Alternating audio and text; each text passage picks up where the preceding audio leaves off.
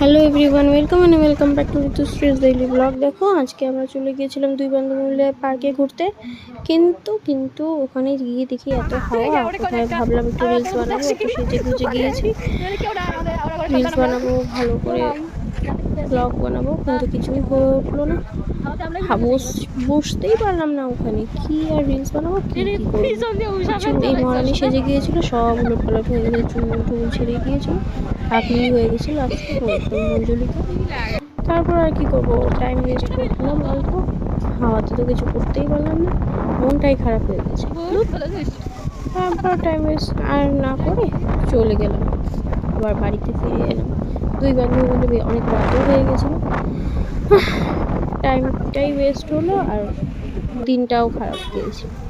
তাই চলে এলাম আবার বাড়িতে, কিছু আর হয়ে উঠলো না। ভিডিওটা যদি ভালো লাগে লাইক অ্যান্ড সাবস্ক্রাইব করে দিও।